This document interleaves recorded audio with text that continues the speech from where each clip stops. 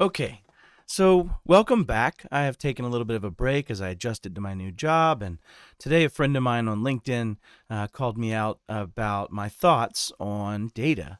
And so I kind of wanted to take a stab at breaking that down in a very simplistic way. I'm rounding off a lot of edges, but I'm also trying to keep it relevant. So I'm going to go ahead and give it a go. We're going to switch over. I actually am happy to be in my new studio again. Everything's set back up, new cameras, all the fun stuff. But let's kick it off. So we're going to go ahead and talk about data. What is data? Well, if you think about it, data exists in a lot of forms, right? I have pictures, I have sensitive documents, I have, my access to money, my financial accounts, I have intellectual property, I have things that are uploaded to the cloud, I have things that are local as files, I have things that are sensitive inside email and communications. And really what I mean by this is just overall data. So that being said, data really, though, is money. Data is the lifeline of your business. It is the thing you will be sued over. It is the thing that you can lose regulatorily. It is the thing you can lose to a competitor. Data is money. It is the lifeblood of your business combined with your culture and your people. But data is money. And so we have to think about it in a way that we can kind of try to take the risk of losing that data or being exposed or having it be in a place that affects you by being able to put in some things that help. And so when we talk about data and how it can cost us money, I kind of want to break into the CIA triad. If you are in data and security, you're mainly looking at these three things. And so if you want to figure out where you toss money out the window, if you will, it'll be in one of these three areas, in my opinion. So confidentiality, that's threat actors, or some people say hackers, which is not my favorite. They're criminals.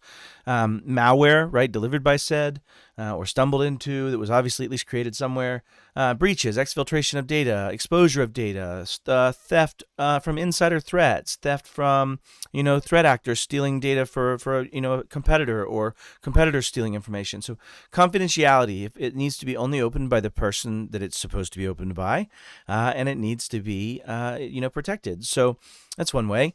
The other is integrity, right? So ransomware kind of plays on this, and it encrypts the files so they're not usable, and then, hopefully you have good backups, and, sometimes those backups aren't applied everywhere, so you don't necessarily have, backup of everything, and data gets scattered places, and it's in the cloud, but it's not necessarily known about, and things like that.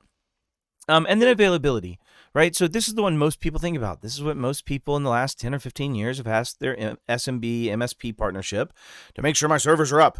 I want to make sure things are functional. I want to make sure that I can access them.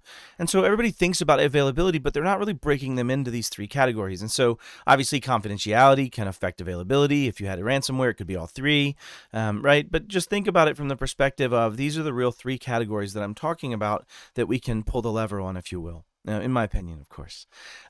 And so what I like to look at is just to give this as a concept. So anybody wants to shoot me over this, fine. But this is to give a conceptual understanding. So imagine that you have this, set maximum cost line that goes up based on the risk of the data. And what I mean by that is, if you look at the top right, you have personal identifiable information in my mind. That's what the picture said to me. And so as you think about that data, someone can sue you for in Colorado, in California, in New York. There's different varying privacy laws coming. And so those have a higher regulatory and value cost to you if they are compromised by one of the three components, right? So whether you're down and you can't access that data, so you can't keep functioning, whether it's been stolen and made no longer confidential, whether its integrity is in question, someone's been changing the data to steal from you, or someone's, right? There's those type of things that come into play. So what a control is, and I want to get into this, is we can reduce the cost of that. And I'm theoretical and again rounding off the edges, but we can bring the acceptable risk line down to say, I'm only able to deal with this much loss, this much downtime, this much exfiltration, this much insurance.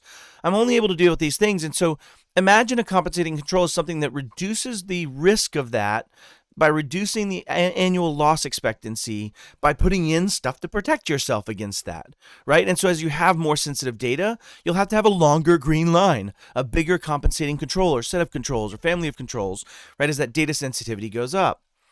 So as we think about that, what is a compensating control?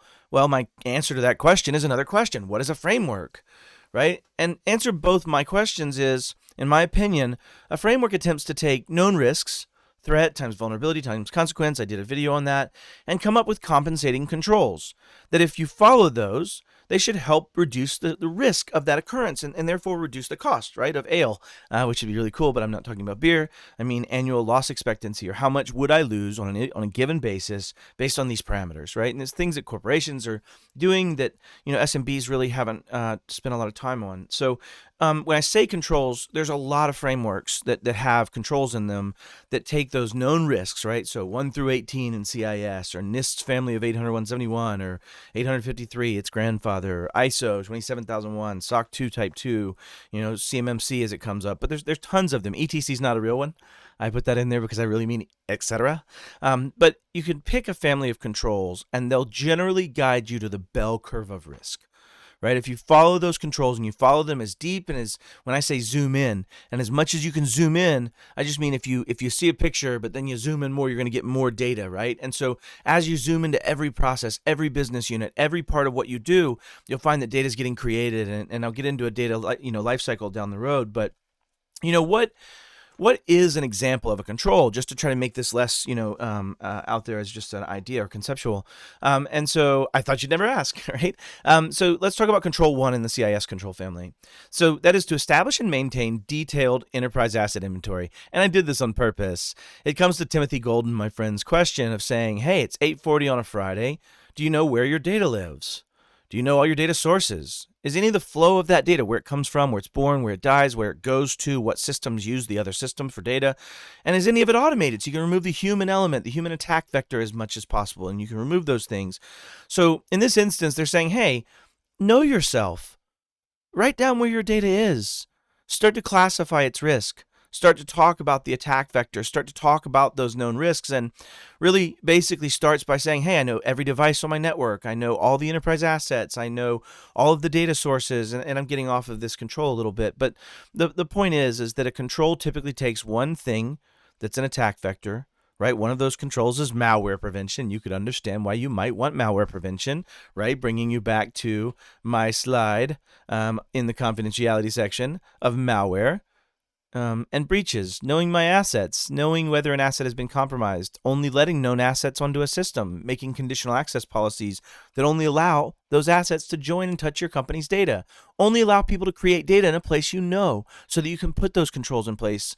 And as you start thinking through these things and start realizing that all of those controls are just trying to deal with CIA, you can start to understand how, as you continue to get better at them, as you start to mature, as in the Cyber Maturity Model Certification Program and the CMMC product or line for the U.S., then you start realizing that this is a living, breathing thing.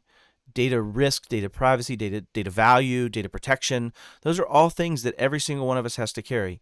I did a webinar with a friend of mine the other day, and she came up and said, in the JFK days when we were putting a person on the moon, they were doing a walk of NASA, and he asked the janitor, what do you do here?